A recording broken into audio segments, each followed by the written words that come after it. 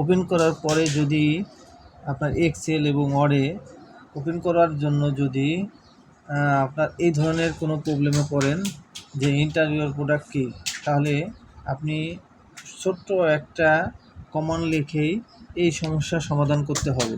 তাহলে কিভাবে সমাধানটা করতেছি আপনারা একটু ভিডিওটা দেখবেন। প্রথমে পাওয়ার সেলে যাবেন, পাওয়ার সেল লিখে কমান্ডটা লিখবেন। কমান্ডটা দিচ্ছি, আপনারা এটাকে দেখবেন যে প্রথমে হচ্ছে কি IRM স্পেস দিবেন, HTTP# সেমিকোলন দিয়ে স্ল্যাশ দিবেন, তারপরে গেট, তারপরে ডট দিবেন, ACTIVATED অ্যাক্টিভ দেবেন, তারপরে উইন দেবেন, তারপরে আপনার দাড়ি, তারপরে হচ্ছে IEX এই কমান্ডটা লিখবেন। কমান্ড দেওয়ার পরে এন্টার দিবেন। এন্টার দেওয়ার পরে কাজ স্টার্ট।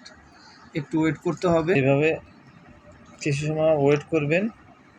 সেরকম একটা মেসেজ আসবে, মেসেজে ইয়েস নো আর ইয়েস থাকবে, ইয়েস বাটনটা ক্লিক করবেন। দেওয়ার পরে একটু ওয়েট করবেন। ওয়েট করার পরে এরকম একটা জিনিস আসবে।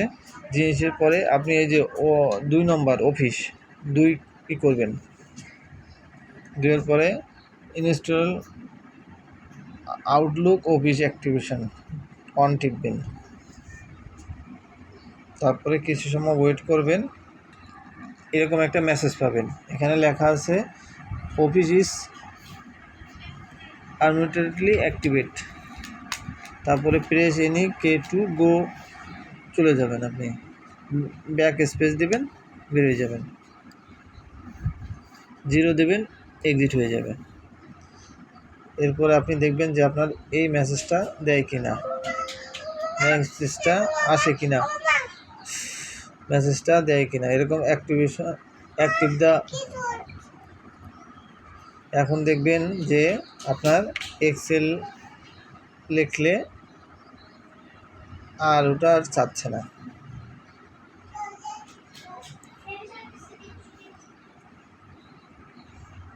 এই যে দিয়ে দিলাম, এখন আর কিন্তু চাচ্ছে না। ওকে, ডান।